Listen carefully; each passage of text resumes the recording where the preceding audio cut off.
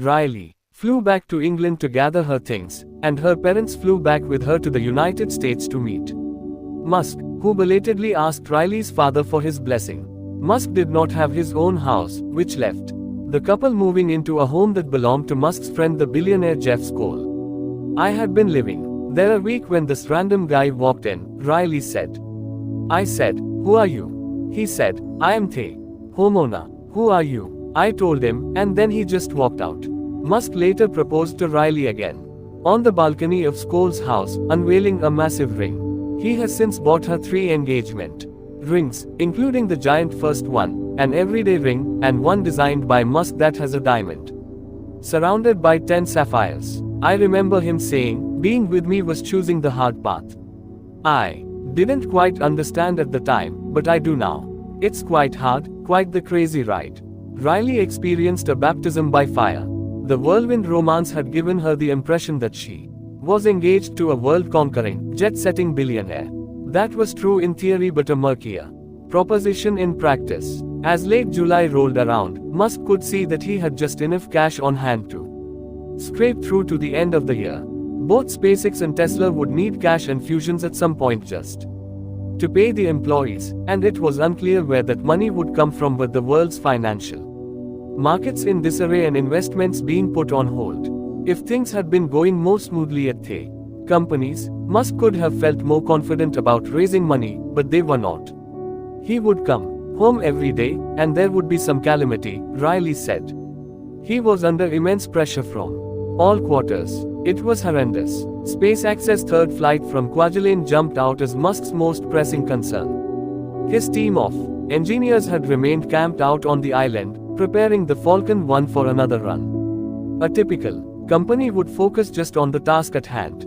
Not SpaceX. It had shipped the Falcon 1 to Kwaj in April with one set of engineers and then put another group of engineers on a new project to develop the Falcon 9, a 9-engine rocket that would take the place of the Falcon 5 and serve as a possible replacement to the retiring space shuttle. SpaceX had yet to prove it could get to space successfully, but Musk kept positioning it to bid on big-ticket NASA contracts.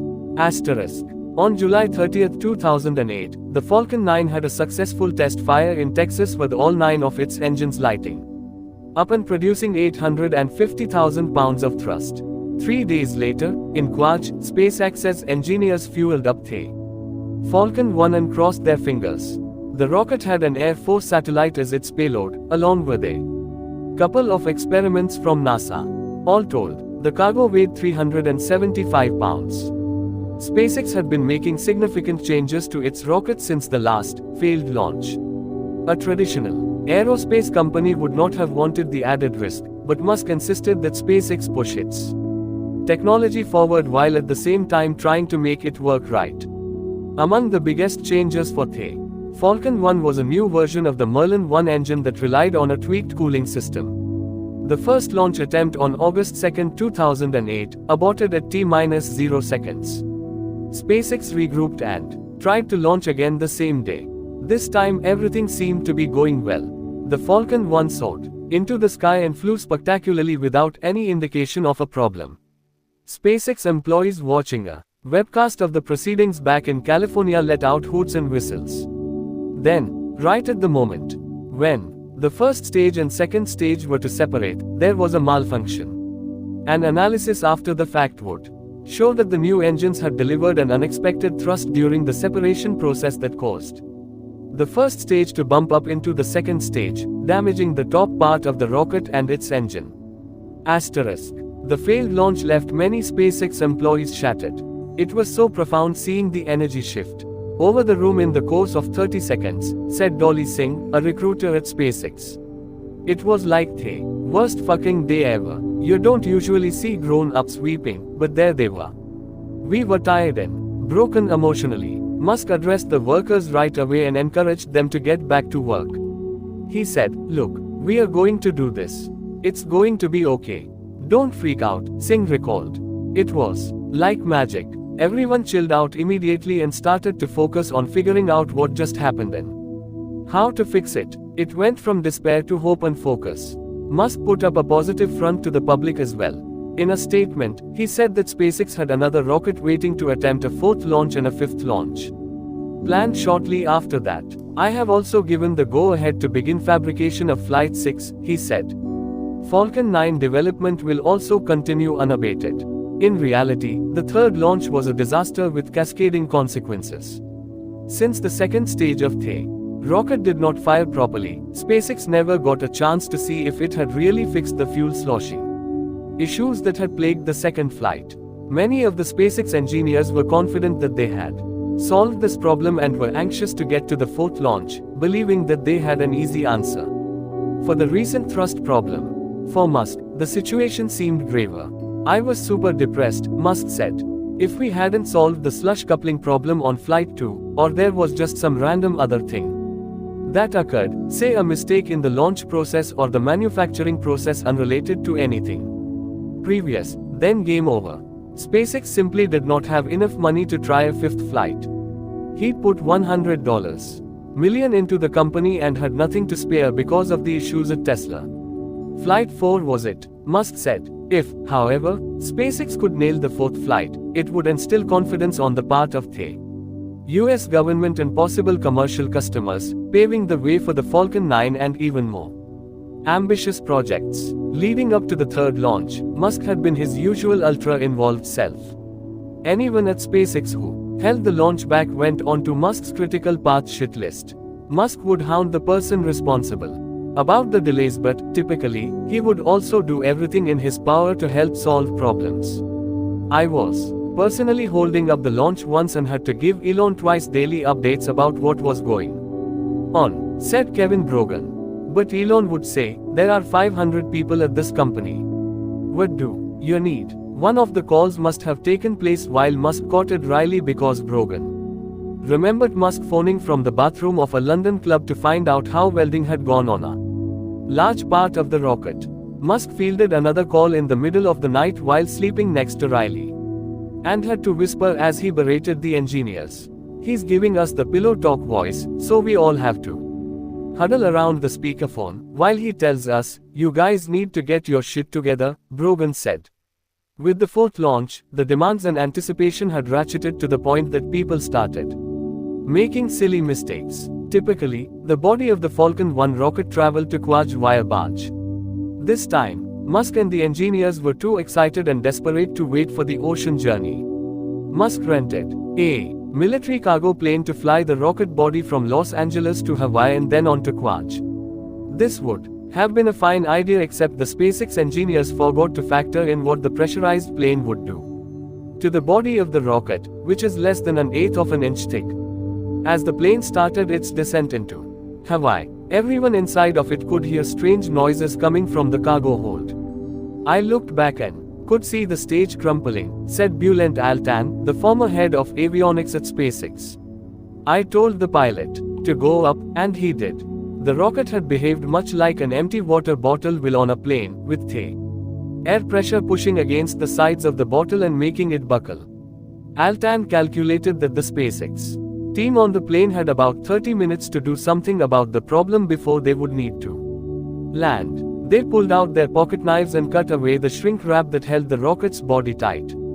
Then they found a maintenance kit on the plane and used wrenches to open up some nuts on the rocket that would allow its internal pressure to match that of the plane's. When the plane landed, the engineers divvied up the duties of calling SpaceX's top executives to tell them about the catastrophe.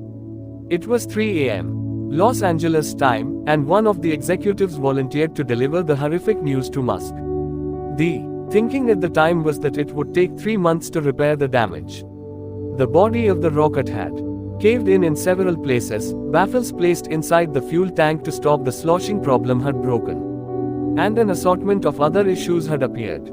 Musk ordered the team to continue on to Kwaj and sent in a reinforcement team with repair parts. 2 weeks later, the rocket had been fixed inside of the makeshift hangar. It was like being stuck in a foxhole together, Altan said. You weren't going to quit and leave the person next to you behind. When it was all done, everyone felt amazing. The fourth and possibly final launch for SpaceX took place on September 28, 2008. The SpaceX Employees had worked non-stop shifts under agonizing pressure for 6 weeks to reach this day.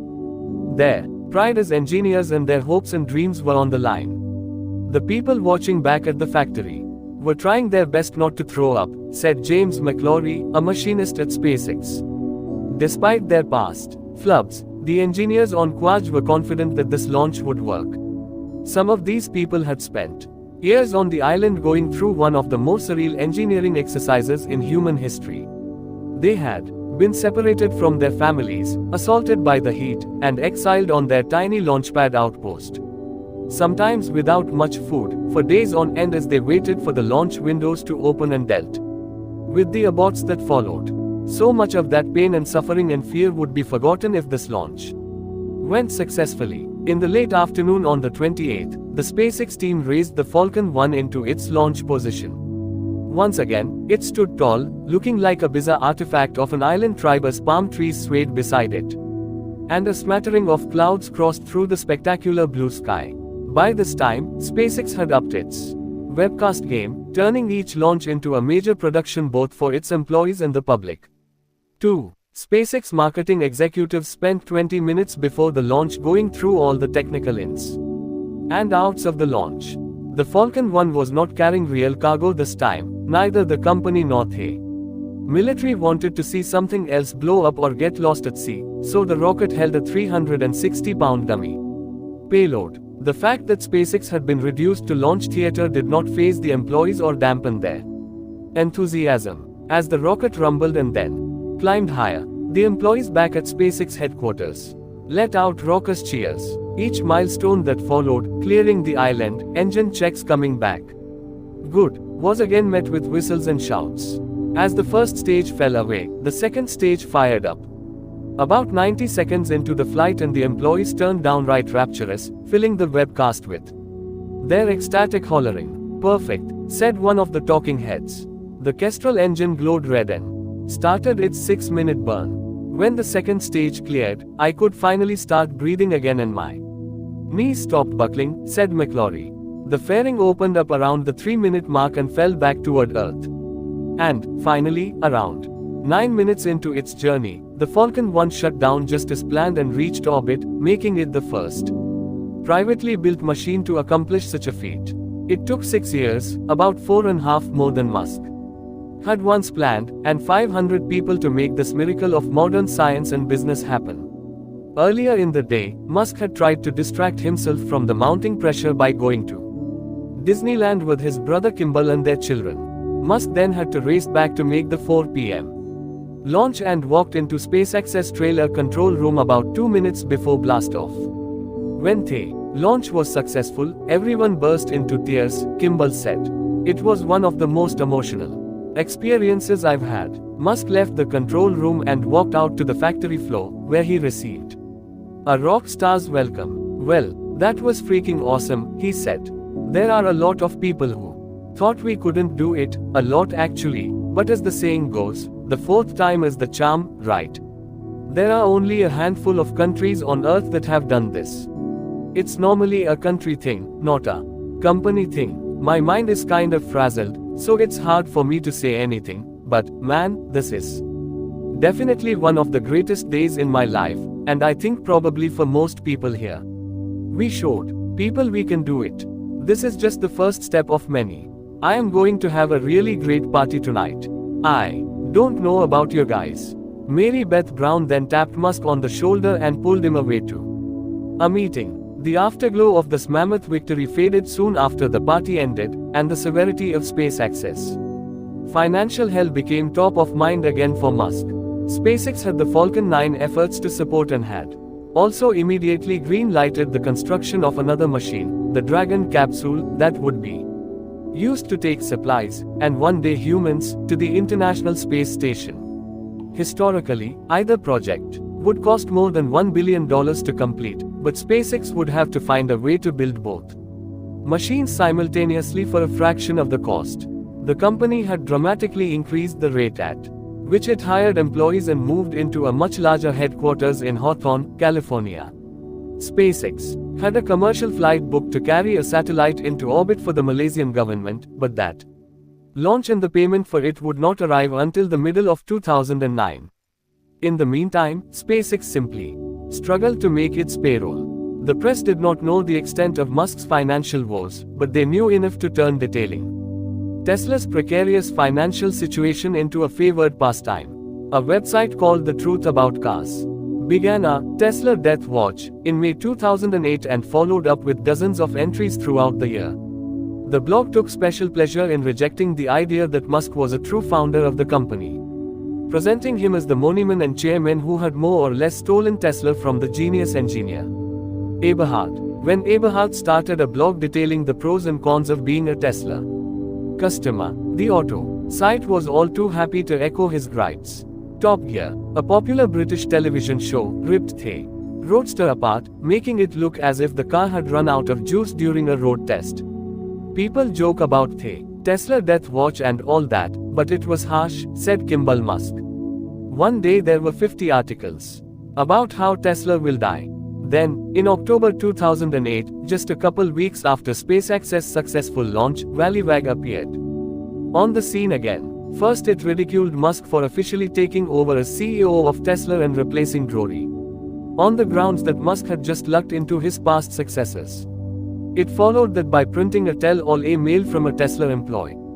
The report said that Tesla had just gone through a round of layoffs, shut down its Detroit office, and had only $9 million left in the bank. We have over 1,200 reservations, which means, we've taken multiples of tens of millions of cash from our customers and have spent them all, the Tesla employee wrote. Meanwhile, we only delivered less than 50 cars. I actually talked a close friend of mine into putting down $60,000 for a Tesla Roadster. I cannot conscientiously be a bystander anymore and allow my company to deceive the public and defraud our dear customers. Our customers and the general public are the reason Tesla is so loud. The fact that they are being lied to is just wrong. Asterisk. Yes, Tesla deserved much of the negative attention. Musk, though, felt like the 2008 climate with the hatred of bankers and the rich had turned him into a particularly juicy target. I was just getting pistol whipped, Musk said. There was a lot of schadenfreude at the time, and it was bad on so many levels. Justine was torturing me in the press. There were always all these negative articles about Tesla, and the stories about SpaceX's third failure. It hurt really bad. You have these huge doubts that your life is not working, your car is not working, you are going through a divorce and all of those things. I felt like a pile of shit. I didn't think we would overcome it. I thought things were probably fucking doomed. When Musk ran through the calculations concerning SpaceX and Tesla, it occurred to him that only one company would likely even have a chance at survival. I could either pick SpaceX or Tesla or split the money I had left between them, Musk said. That was a tough decision. If I split the money, maybe both of them would die. If I gave the money to just one company, the probability of it surviving was greater, but then it would mean certain death for the other company. I debated that over and over. While Musk meditated on this, the economy worsened quickly and so too did Musk's financial condition. As 2008 came to an end, Musk had run out of money. Riley began to see Musk's life as a Shakespearean tragedy. Sometimes Musk would open up to her about the issues, and other times he retreated into himself. Riley spied on Musk while he read email and watched him grimace as the bad news poured in. You'd witness him having these conversations in his head, she said. It's really hard to watch someone you love struggle like that. Because of the long hours that he worked and his eating habits, Musk's weight fluctuated wildly. Bags formed under his eyes, and his countenance started to resemble that of a shattered runner at the back end of an ultra-marathon. He looked like death itself, Riley said. I remember thinking this guy would have a heart attack and die. He seemed like a man on the brink. In the middle of the night, Musk would have nightmares and yell out. He was in physical pain, Riley said. He would climb on me and start screaming while still asleep. The couple had to start borrowing hundreds of thousands of dollars from Musk's friend Skoll and Riley's parents offered to remortgage their house. Musk no longer flew his jet back and forth between Los Angeles and Silicon Valley. He took Southwest. Burning through about $4 million a month, Tesla needed to close another major round of funding to get through 2008 and stay alive. Musk had to lean on friends just to try to make payroll from week to week, as he negotiated with investors. He sent impassioned pleas to anyone he could think of who might be able to spare some money. Bill Lee invested $2 million in Tesla, and Sergey Brin invested $500,000. A bunch of Tesla employees wrote checks to keep the company going, said Diarmuid O'Connell, the vice president of business development at Tesla.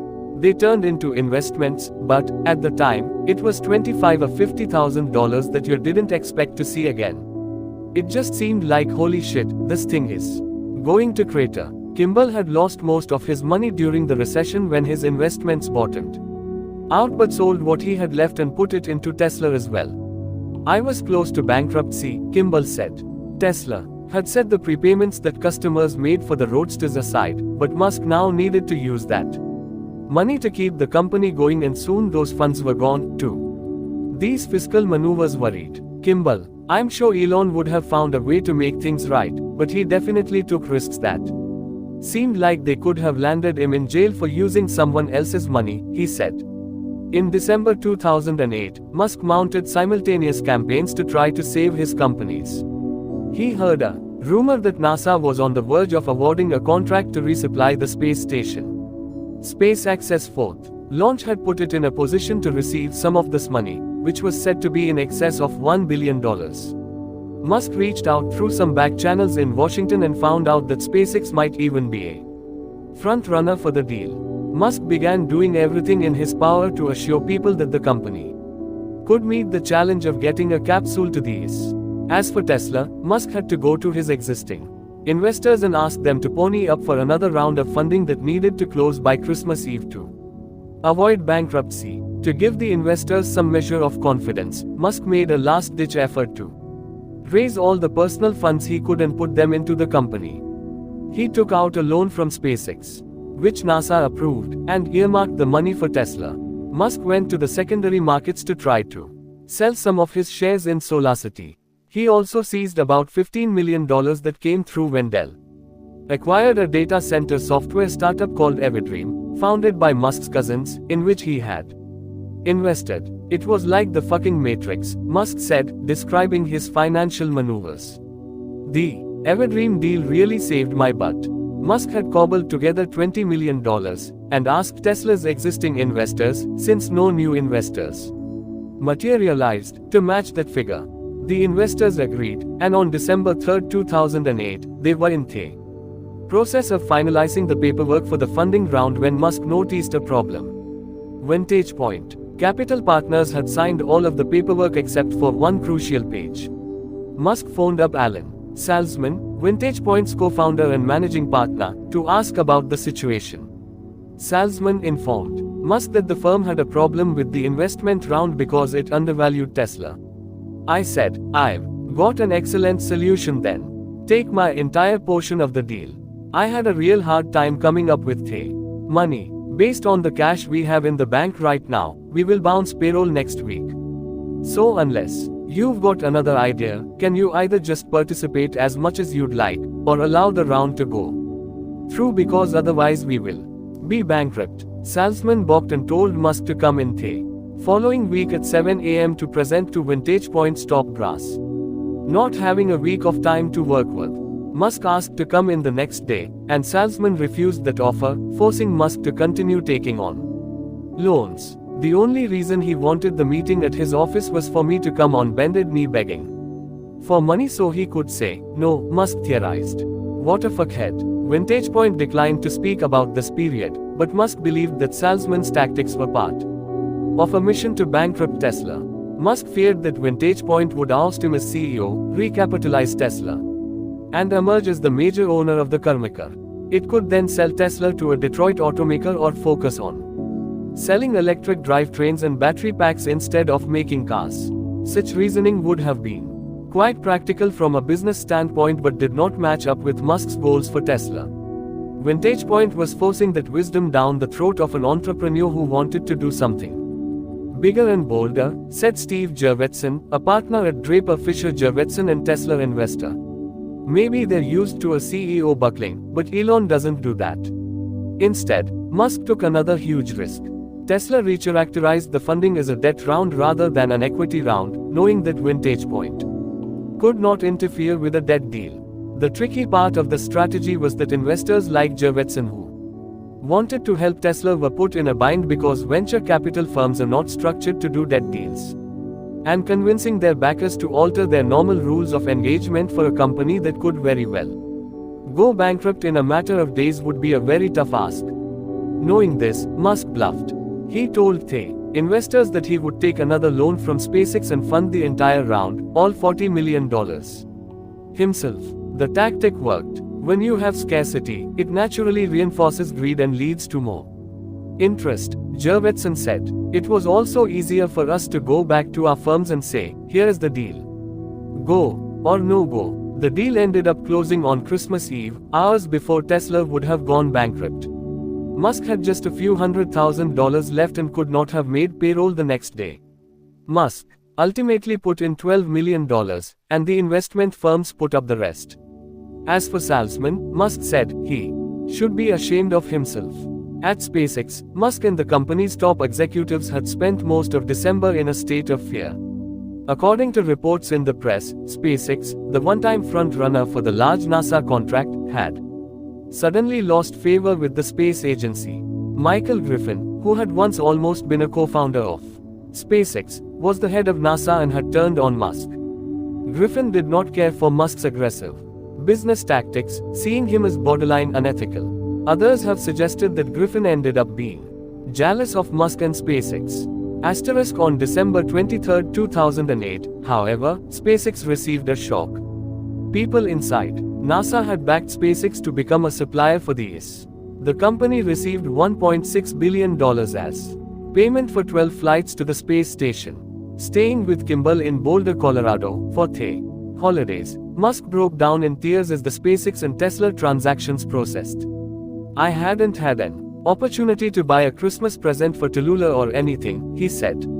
I went running down the fucking street in Boulder, and the only place that was open sold these shitty trinkets, and they were about to close. The best thing I could find were these plastic monkeys with coconuts, those see no evil, hear no evil monkeys. For Gracias, the Tesla and SpaceX investor and Musk's friend, the 2008 period told him everything he would ever need to know about Musk's character. He saw a man who arrived in the United States with nothing, who had lost a child, who was being pilloried in the press by reporters and his ex-wife, and who verged on having his life's work destroyed. He has the ability to work harder and endure more stress than anyone I've ever met, Gracias said. What he went through in 2008 would have broken anyone else. He didn't just survive, he kept working and stayed focused. That ability to stay focused in the midst of a crisis stands as one of Musk's main advantages over other executives and competitors. Most people who are under that sort of pressure fray, Gracias said, their decisions go bad. Elon gets hyper-rational. He's still able to make very clear, long-term decisions. The harder it gets, the better he gets. Anyone who saw what he went through firsthand came away with more respect for the guy. I've just never seen anything like his ability to take pain.